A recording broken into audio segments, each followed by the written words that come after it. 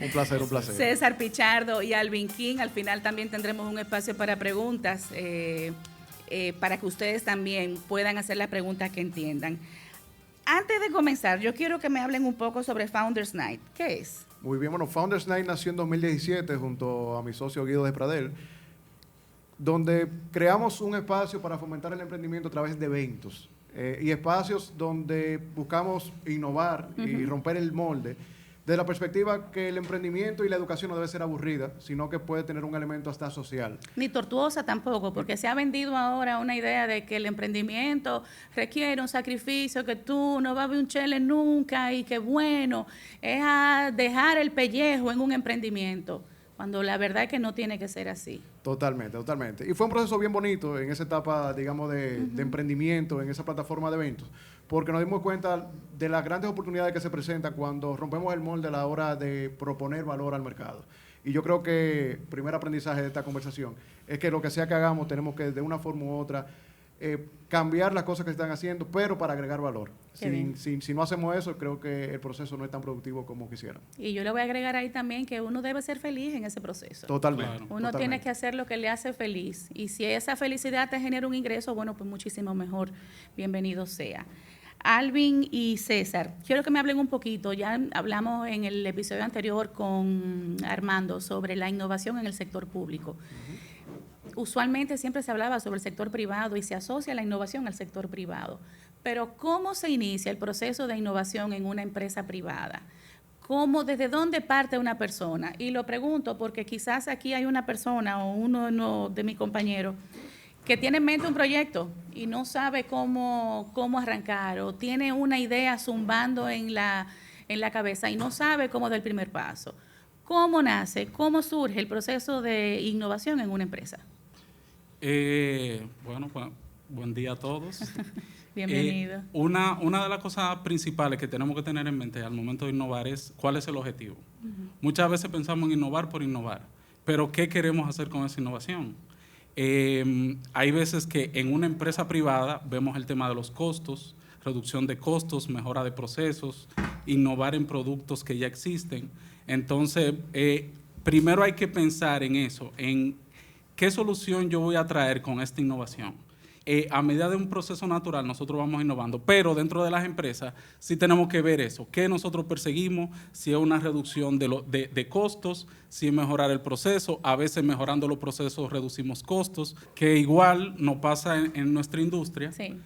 El entretenimiento empieza con teatro, con todo eso, luego viene la televisión, viene el consumo de programas de televisión, programas de entretenimiento, y luego va haciendo ese camino a lo que tenemos hoy de contenido de plataformas digitales, donde ya tenemos podcasts como esto, donde tenemos contenido de YouTube, donde tenemos gente que consume temas de redes sociales. Entonces, hasta ahí nosotros vemos cómo la gente ha ido innovando. Antes, para tú grabar, tenía que ir a canales de televisión, a ese tipo de estructura, pero ya nosotros tenemos una cámara, un auditorio, y ya ahí se facilita un poco el tema y eso es innovación. No, que quiero que hablemos más adelante un poquito sobre eso, cómo se dio ese gran paso, cómo rompimos esa barrera de tener que auxiliarnos de un estudio de televisión grande, de una cámara profesional, cuando ya hoy en día podemos grabar hasta con celulares. Sí,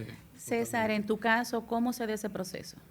Primero que estoy de acuerdo con mucho de lo que Alvin ha dicho, y también yo le agregaría que el proceso de innovación empieza con una cultura que tenga alta tolerancia al fracaso y al riesgo.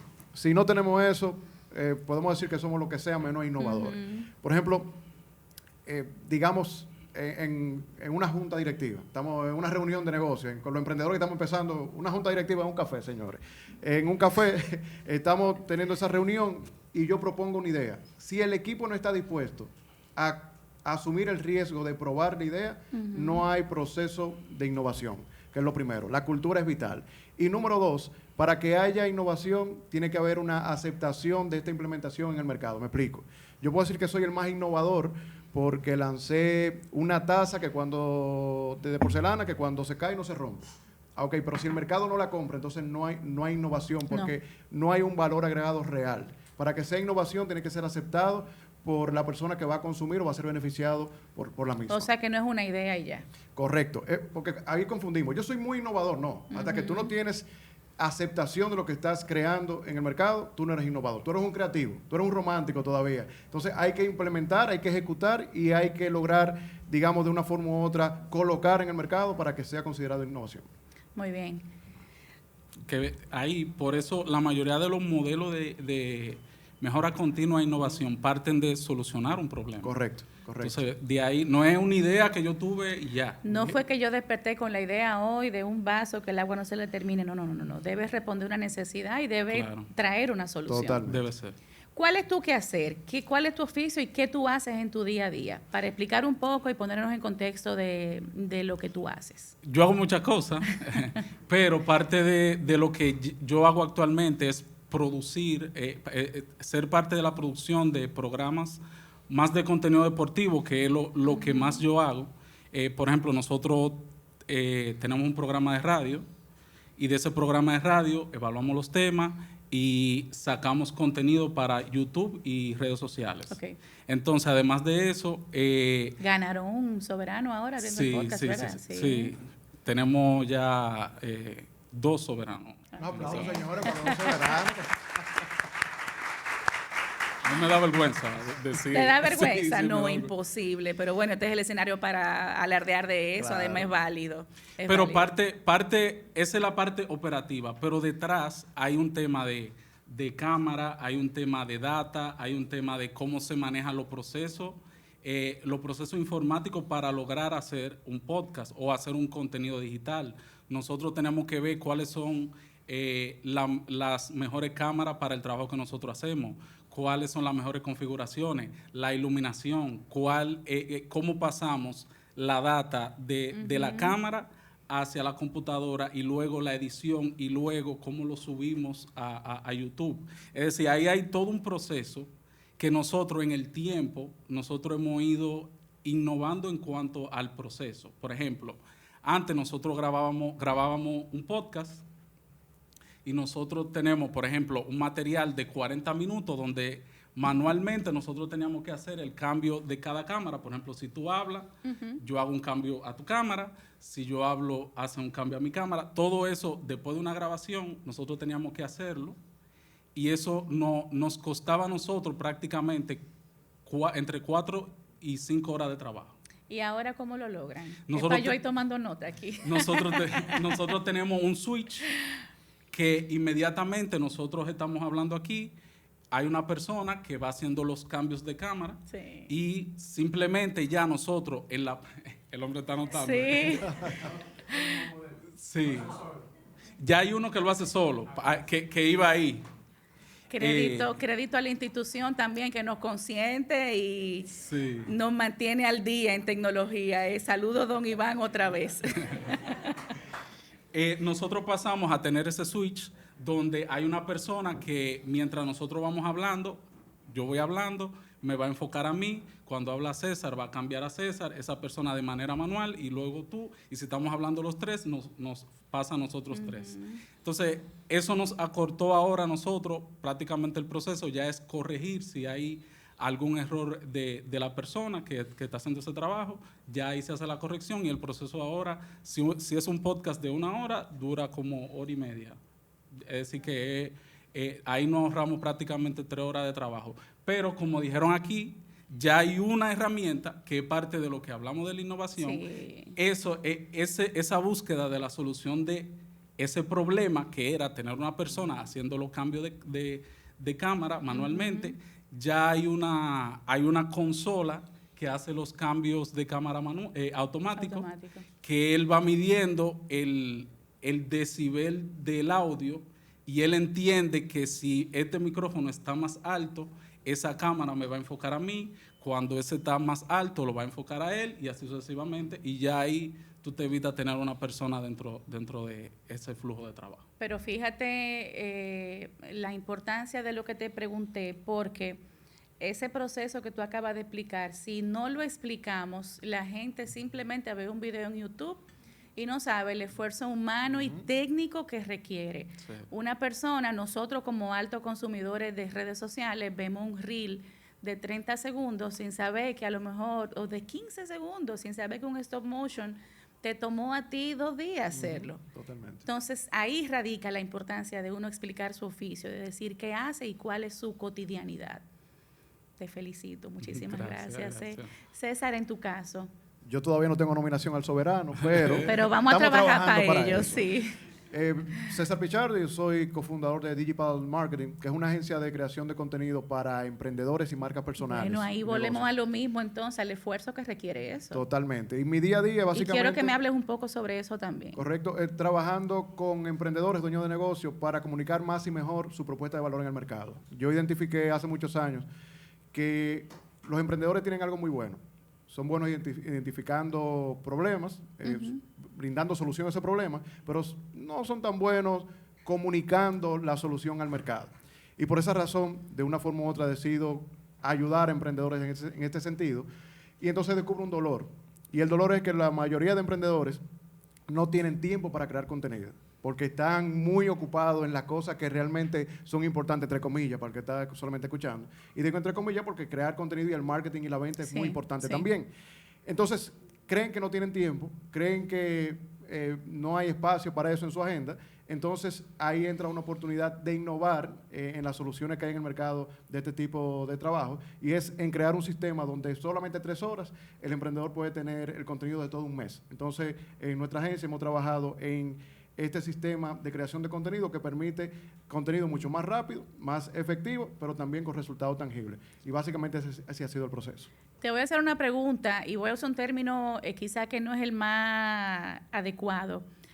Pero ¿cómo se le pone precio a lo que nosotros consumimos como video desechable? Y hago el desechable entre comillas, porque, bueno, nosotros trabajamos aquí como equipo de comunicación y quizá puede que sea la persona que mejor entienda el esfuerzo que conlleva hacer un video. Aquí, por ejemplo, tenemos una campaña en el Departamento de Comunicaciones de, no, señores, vamos a consumir un poco más de gráfico, vamos a hacerlo más gráfico, porque un video, el esfuerzo que requiere hacer un video no es simplemente ponme esas imágenes y ya, vamos arriba. No, hay un trabajo arduo. ¿Cómo se le pone precio a eso? ¿Cómo ha sido el proceso en cuanto a innovación, al uso de tecnología y a quizá la lucha con el mismo síndrome del impostor con el que sufre el creativo, de ponerle precio a eso y de reconocer que en el mercado hay una necesidad y que se debe responder a eso? Okay, cuando estamos vendiendo un producto o servicio, lo primero que tenemos que saber comunicar es el valor, porque es valioso para la persona que lo va a recibir. Entonces, aquí no es un tema de cuánto vale, sino también cómo yo comunico lo que vale mi producto o mi solución para ese cliente. Me explico. Si yo creo contenido y tú eres una empresa y yo voy a proponerte trabajar tu marca, sé que hay otras agencias que te van a cobrar 2 pesos. Viene una que te cobra $1,000,000 y otra que te cobra 500. Pero el tema de si es costoso o no es costoso depende mucho del valor percibido. Y es un concepto muy interesante para todo el que está de una forma u otra vendiendo un producto o servicio, y sobre todo si es innovador.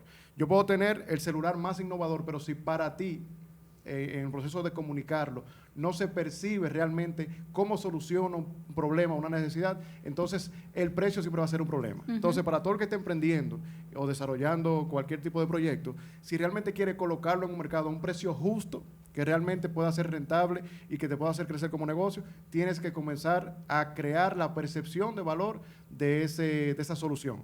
Entonces, en pocas palabras, no es un tema de precio, es como yo comunico el valor de la solución y puedo entonces tener un modelo de negocio rentable y sostenible. El precio-valor, valor sobre el precio. Correcto. En el caso tuyo, que es un trabajo también muy humano, que aunque técnico, requiere también de una experticia y de una habilidad humana, ¿cómo tú logras canalizar ese valor? ¿Cómo tú logras ponerle precio a tu trabajo?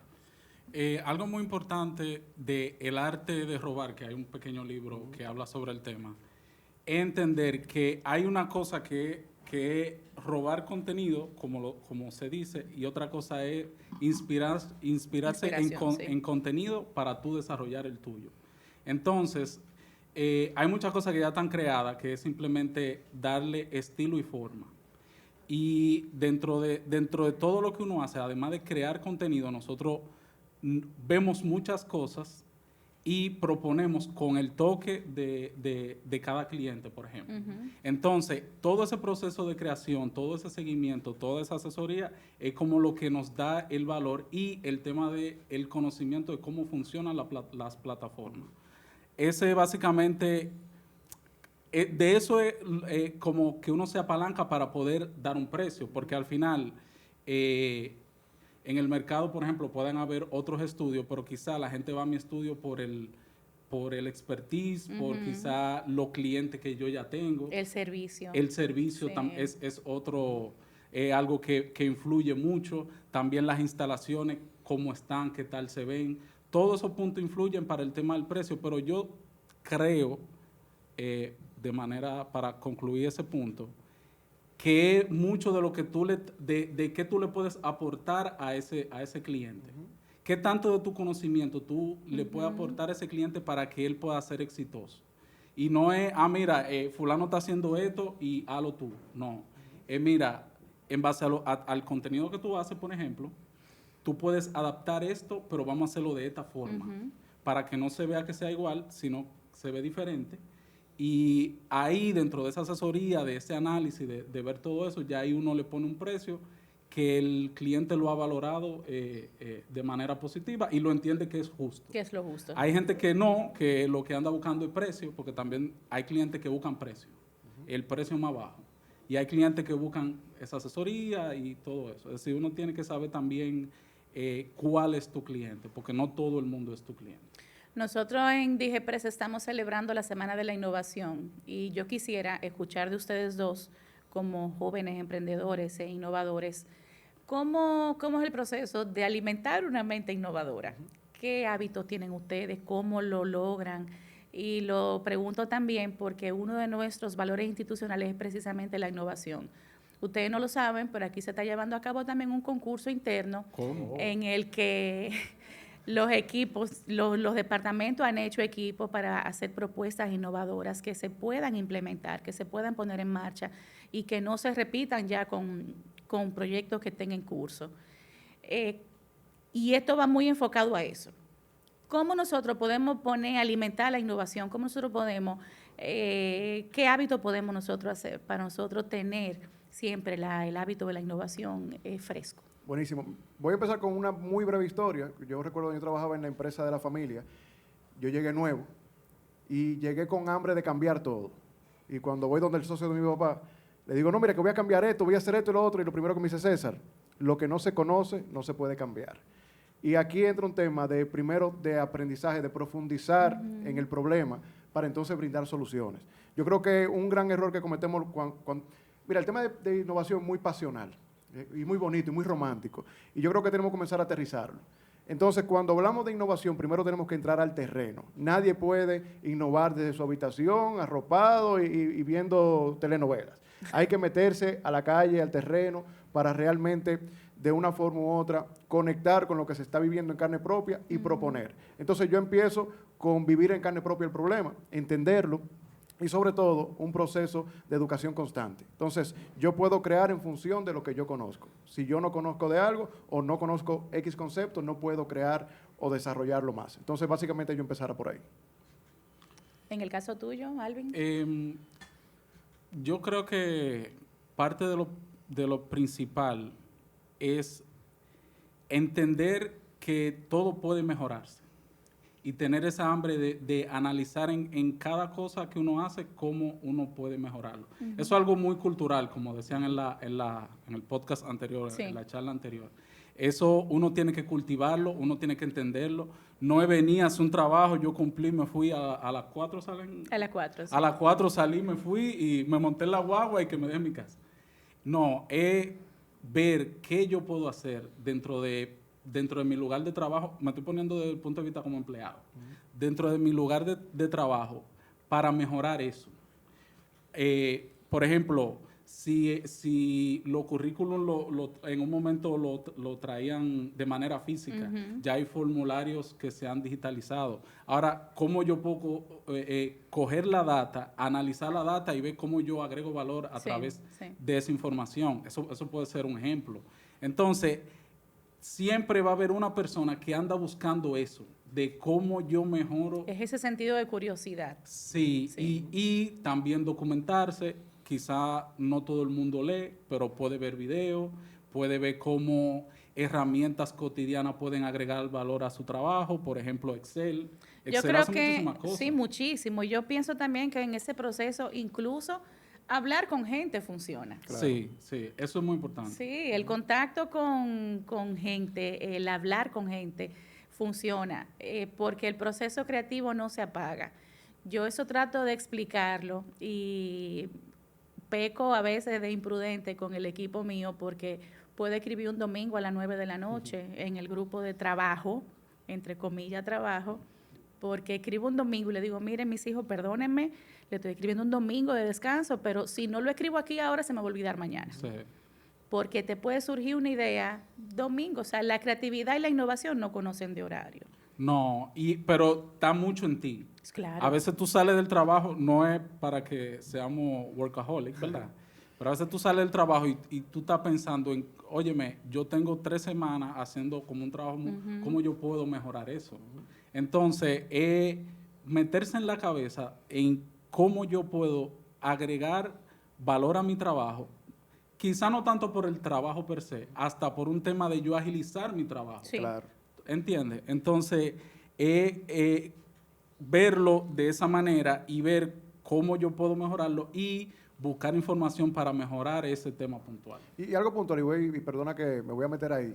También un tema de mentalidad. El que es innovador vive Ajá. en busca de desarrollo y de crecimiento. O sea, yo no puedo ser conformista y ser innovador. Eso no se relaciona. Entonces, todo el que está aquí, que realmente quiere innovar y quiere cambiar lo que está viviendo, no puede conformarse y tiene que dar la milla extra. Eso de que yo, mira, yo nomás estoy haciendo aquí lo que me dijeron que hiciera, Lo que me toca. lo que me toca, para lo que me llamaron, no, espérate, no. Tú tienes que también ser una persona que busca entregar un poquito más de lo que se te ha pedido. Pero eso es un aspecto muy personal, ¿eh? Yo pienso Sí. que eso tiene mucho que ver con personalidad y eso uno lo hace. Y recuerdo un gran amigo que siempre me dio este consejo y yo lo replico con mis muchachos. Uno debe trabajar para uno mismo. No es un asunto de simplemente rendir función ante recursos humanos o ante la dirección o ante la institución. Se trata de uno rendir de manera satisfactoria con uno mismo, Correcto. que uno se sienta bien al terminar el día. Y esa búsqueda constante de innovar, de crear, es muy de cada quien. Así lo percibo yo. ¿Cuáles son los principales desafíos de un innovador? Empieza tú. Puedo. Realmente hay muchos desafíos. Por ejemplo, puedo hablar un poco del sector público. Hay ciertos temas de burocracia aquí que pueden complicar el tema de la innovación, porque hay muchos elementos, mucha regulación que pudieran hacerlo. En el sector privado también pudiera ser, pero se maneja un poquito más.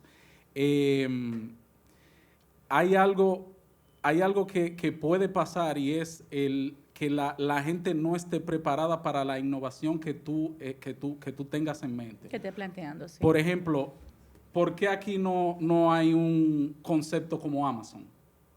Quizá las leyes, quizá el tema tributario, quizá el tema de cómo entregar el producto, porque aquí tenemos temas de logística. de logística. Sí. Claro. No estamos preparados para eso. Yo me imagino que hay muchas personas o hay muchos empresarios que han intentado hacer o replicar ese modelo de negocio, pero no han podido porque hay ciertas limitaciones. Ahora, mira, algo interesante ahí, y ese caso es justamente parte del proceso de innovación. ¿Por qué? Porque mira todos los errores que se están cometiendo Sí. en esta etapa, pero es trabajando en una estructura para que todo funcione mejor el año que viene, por Así ejemplo. es. Y yo creo que eso es lo bonito de este tema. Mira, se cometen errores, sufrimos los consumidores, pero el aprendizaje que generan esa empresa, entonces, no solamente es bueno para ellos, sino también para el mercado completo. Sí, sí. Entonces yo creo que es interesante. Es un ese punto. ejercicio colectivo. Correcto, Sí, correcto. sí. Sí, y por ejemplo, cuando tú tienes ese tipo de situaciones, hay un proceso de educar a tu cliente en el que tú dura un tiempo haciendo eso, Claro. para que el cliente esté preparado para ese servicio o ese producto que tú vas a consumir.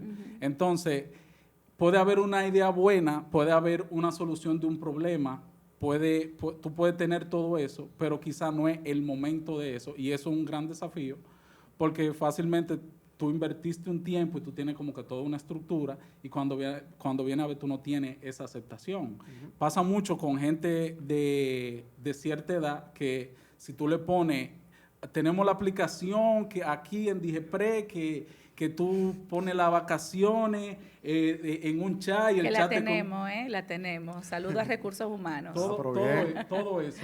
Pero fácilmente hay personas que no pueden adaptarse a esa tecnología. Claro. Y tú tienes que irla llevando y eso lleva un proceso. Y ahí le tengo una pregunta antes de finalizar. ¿Una persona para innovar debe ser tecnológica? No necesariamente. La tecnología obviamente ayuda a potencializar la innovación, pero no todas las innovaciones son tecnológicas. Como bien hemos dicho, son de proceso, reducción de costos, etcétera, etcétera. Y no siempre la tecnología es la protagonista. Por ejemplo, es un colmado. Óyeme, ojo, el tema de la tecnología y la innovación, esto es muy personal. No sé si Alvin está de acuerdo aquí. Primero suena muy romántico porque es la tendencia, la tecnología, ojo.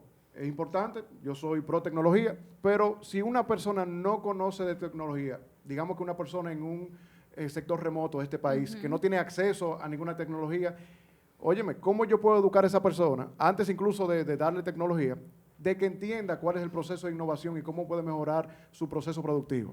Porque es un tema primero de cultura y luego de aplicación de la herramienta. Yo puedo tener toda la herramienta, oye, ¿cuántos celulares no tenemos aquí? Sí. Y lo utilizamos para las cosas que no son A lo mejor productivas. el 20% de Entonces, no es un tema solamente de herramienta y tecnología, es cultura y educación. Yo creo que eso es muy importante y eso es uno de los retos que tal vez yo iba a comentar anteriormente. Y perdóname que no quería dejarlo.